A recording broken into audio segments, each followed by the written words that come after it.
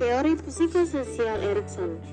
Erikson meyakini bahwa pada setiap jenjang kehidupannya, manusia akan menghadapi konflik yang berpengaruh besar pada karakter dirinya. Konflik ini bisa berpengaruh positif maupun negatif. Apabila tahapan psikososial di usia tertentu bisa terlewati dengan baik, maka kekuatan ego akan meningkat. Di sisi lain, apabila tidak terlewati dengan baik, rasa kurang ini akan terbawa hingga dewasa. Pada teori Erikson, terdapat 8 tahapan. Yang pertama, bayi. Dari lahir hingga usia 18 bulan. Tahap pertama teori perkembangan psikososial adalah yang paling penting bagi kehidupan manusia. Pada fase ini, konflik akan berpusat pada kepercayaan atau trust versus mistrust, yang artinya peran orang di sekitarnya sebagai pengasuh sangatlah krusial. Apabila pengasuh berhasil memberikan makanan, kasih sayang, kehangatan, rasa aman, dan sebagainya, maka akan membentuk karakter seseorang yang bisa percaya kepada orang lain. Begitupun sebaliknya, jika bayi tidak mendapatkan pengasuh yang konsisten, tidak dekat secara emosional, atau merasa terabaikan, maka akan tumbuh menjadi orang yang takut dan tidak percaya pada dunia. Hasil akhir dari proses ini adalah suatu harapan atau hope. Yang kedua, anak-anak usia 2 hingga 3 tahun. Memasuki tahap kedua, bayi sudah tumbuh menjadi anak-anak yang memiliki kendali diri lebih besar. Tak hanya itu, anak juga mulai mandiri. Fase potty training cukup krusial untuk melewati fase autonomi versus shame and doubt. Erikson meyakini bahwa anak yang memiliki kendali diri akan otomatis merasa lebih mandiri. Contohnya, saat bisa memilih apa yang dimakan, mainan favorit, hingga baju yang akan dikenakan. Hasil akhir dari proses ini adalah keinginan atau will. Jika berhasil, anak akan muncul kuasa atas dirinya. Jika gagal, akan muncul rasa malu dan penuh keraguan. Tahapan ketiga adalah usia prasekolah. 3-5 tahun. Di tahap ini, anak mulai terlibat dalam permainan dan interaksi sosial. Jika berhasil melewatinya dengan baik, anak akan merasa bisa memimpin orang lain. Sementara bagi yang gagal, akan kerap merasa bersalah, meragukan kemampuan diri sendiri, dan jarang berinisiatif. Ini adalah fase inisiatif versus growth yang membentuk karakter manusia hingga memiliki tujuan hidup atau purpose. Hasil ini hanya bisa tercapai apabila anak berhasil menyeimbangkan kapan menyampaikan inisiatif dan kapan mau bekerja sama dengan orang lain.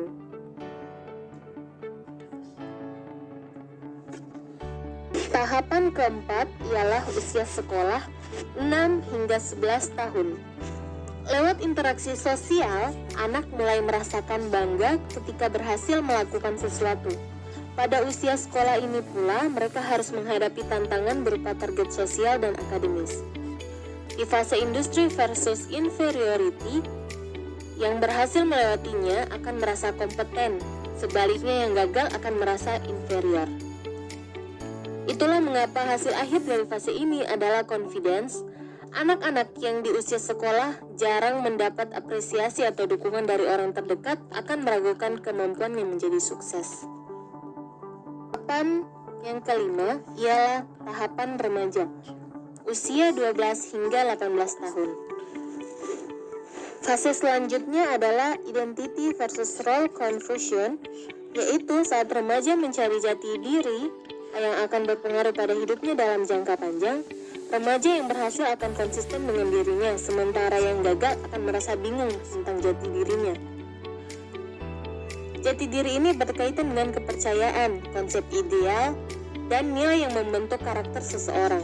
Jika berhasil, maka akan ada hasil akhir berupa fidelity, kemampuan untuk hidup berdampingan dengan harapan dan standar masyarakat. 6.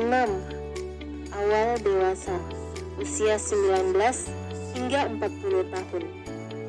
Fase intimasi versus isolation berkaitan erat dengan hubungan kasih sayang dengan pasangan. Jika berhasil, maka orang bisa membentuk hubungan yang kuat. Sebaliknya jika gagal, seseorang justru akan menutup dirinya. Mengingat tiap tahapan berkaitan dengan fase sebelumnya, hal ini berkaitan pula dengan identitas. Orang yang tidak yakin tentang identitas dirinya cenderung lebih mudah merasa kesepian hingga depresi. Hasil akhir dari tahapan ini adalah love. Tahap ketujuh adalah dewasa. Usia 40 hingga 65 tahun. Berada di fase dewasa, seseorang tentu ingin melakukan sesuatu yang membuat dirinya berguna. Jika sukses, maka akan muncul rasa berguna. Sebaliknya jika gagal, akan merasa keterlibatannya di dunia tidaklah signifikan. Ini adalah fase generativity versus stagnation. Hasil akhir dari fase ini adalah kepedulian atau care. Mulai dari melihat anak tumbuh dewasa, hingga merasa dekat dengan pasangan adalah bagian penting dari tahapan ini. Tahap ke-8 ialah kematangan. Usia 65 tahun hingga meninggal dunia. Tahap ketika seseorang melakukan refleksi pada apa yang dilakukannya semasa muda. Jika merasa puas dengan pencapaiannya, maka akan muncul rasa cukup. Sebaliknya, jika tidak puas, akan muncul penyesalan hingga rasa putus asa. Hasil dari fase ini adalah kebijaksanaan atau wisdom. Orang yang merasa puas terhadap apa yang dilakukannya semasa muda akan siap menghadapi akhir hidupnya dengan damai. Tahap. Jadi, pada teori perkembangan psikososial Erikson, tidak berarti seseorang harus benar-benar berada di kutub positif atau negatif untuk bisa melihatnya. Justru yang terpenting adalah keseimbangan di antara kedua aspek tersebut.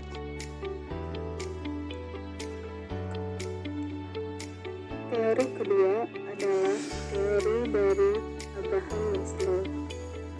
Biografi Abraham Maslow. Abraham Maslow adalah teoretikus yang banyak memberi inspirasi dalam teori kepribadian. Dia juga seorang psikolog yang berasal dari Amerika dan menjadi seorang pelopor aliran psikolog humanistik. Ia terkenal dengan teorinya tentang hierarki kebutuhan manusia. Abraham Harold Maslow dilahirkan di Brooklyn, New York pada tanggal 1 April 1908. Maslow dibesarkan dalam keluarga Yahudi Rusia dan orang tua yang tidak mengenyam pendidikan tinggi. Pada masa kecilnya, ia dikenal sebagai anak yang kurang berkembang dibanding anak lain sebayanya. Ia mengatakan bahwa dirinya adalah seorang anak Yahudi yang tumbuh dengan lingkungan yang mayoritas dihuni oleh non-Yahudi. Ia merasa terisolasi dan tidak bahagia pada masa itu. Ia bertumbuh di perpustakaan di antara buku-buku. Ia awalnya kuliah hukum, namun pada akhirnya ia memilih untuk mempelajari psikologi dan lulus dari Universitas Wisconsin. Pada saat ia berkuliah, ia menikah dengan sepupunya yang bernama Bertha pada bulan Desember 1928 dan bertemu dengan mentor utamanya yaitu Profesor Harry Harlow. Ia memperoleh gelar bachelor pada tahun 1930, master pada 1931, dan PhD pada 1934. Maslow kemudian memperdalam riset dan studinya di Universitas Columbia dan masih mendalami subjek yang sama. Di sana ia bertemu dengan mentornya yang lain yaitu Alfred Adler, salah satu kolega awal dari Sigmund Freud.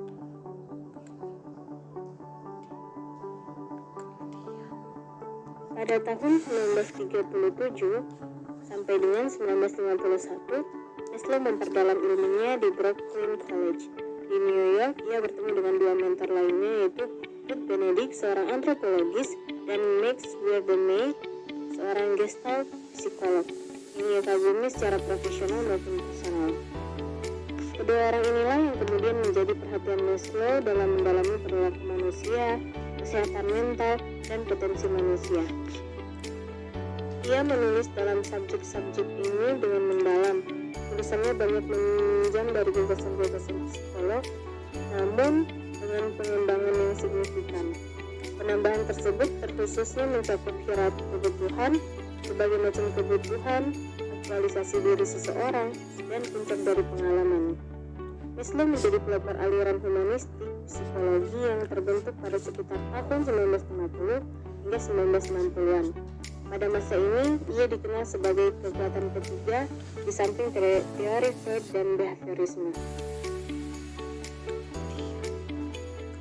Maslow menjadi profesor di Universitas Brandeis dari 1951 hingga 1969 dan menjabat sebagai ketua Departemen Psikologi di sana selama 10 tahun. Disinilah ia bertemu dengan Kurt Goldstein yang memperkenalkan ide aktualisasi diri kepadanya dan mulai menulis karya-karyanya sendiri. Di sini ia juga mulai mengembangkan konsep psikologi humanistik. Ia menghabiskan masa pensiunnya di California sampai akhirnya ia meninggal karena serangan jantung pada 8 Juni 1970. Kemudian pada tahun 1967, Asosiasi Humanis Amerika menganugerahkan gelar Humanist of the Year. Teori Abraham Maslow adalah teori hierarki kebutuhan, atau juga disebut sebagai teori hierarki Maslow. Abraham Maslow, seorang psikologis klinis, memperkenalkan teori kebutuhan berjenjang yang dikenal sebagai teori Maslow atau hierarki kebutuhan manusia yang mengemukakan 5 kebutuhan manusia berdasarkan tingkat kepentingannya.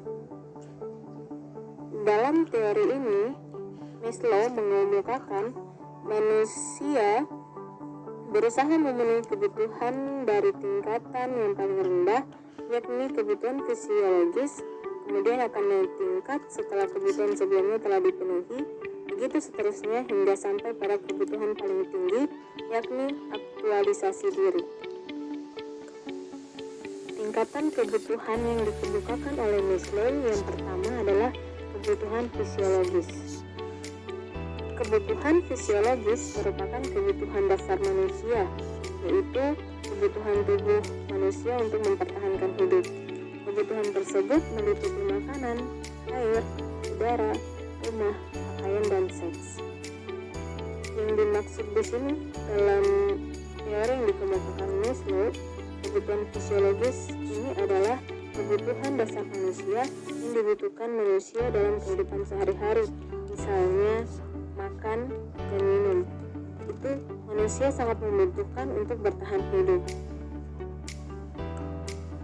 Yang kedua adalah tingkatan kebutuhan rasa aman. Kebutuhan rasa aman merupakan kebutuhan tingkat kedua setelah kebutuhan dasar. Ini merupakan kebutuhan perlindungan bagi fisik manusia. Manusia membutuhkan perlindungan dari gangguan kriminalitas sehingga ia bisa hidup dengan aman dan nyaman. Yang ketiga ada kebutuhan sosial. Kebutuhan sosial merupakan kebutuhan berdasarkan rasa memiliki dan dimiliki agar dapat diterima oleh orang-orang sekelilingnya atau lingkungannya. Kebutuhan tersebut berdasarkan kepada perlunya manusia berhubungan satu dengan yang lainnya. Tingkatan keempat adalah kebutuhan ego. Kebutuhan ego merupakan kebutuhan untuk mencapai derajat yang lebih tinggi dari yang lainnya. Manusia berusaha mencapai prestis, reputasi, dan status yang lebih baik. Manusia memiliki ego yang kuat untuk bisa mencapai prestasi yang lebih baik untuk dirinya maupun lebih baik dari orang lain. Tingkatan kelima ialah kebutuhan aktualisasi diri. Kebutuhan aktualisasi diri merupakan kebutuhan yang berlandaskan akan keinginan dari seorang individu untuk menjadikannya diri sebagai orang yang terbaik sesuai dengan potensi dan kemampuan yang dimilikinya. Seorang individu perlu mengapresiasi dirinya dalam suatu aktivitas.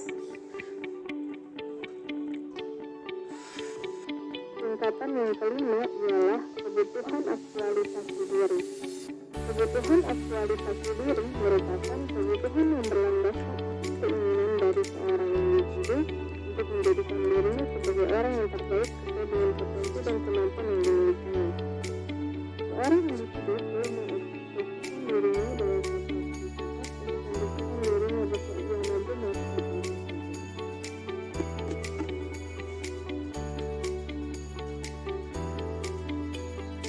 Dalam video kali ini saya hanya membahas tentang dua teori. Yang pertama, teori Erik Erikson, dan yang kedua adalah teori Abraham Maslow. Itu saja yang dapat saya sampaikan. Kurang dan lebihnya mohon dimaafkan. Wabillahi taufiq wal hidayah. Wassalamualaikum warahmatullahi wabarakatuh.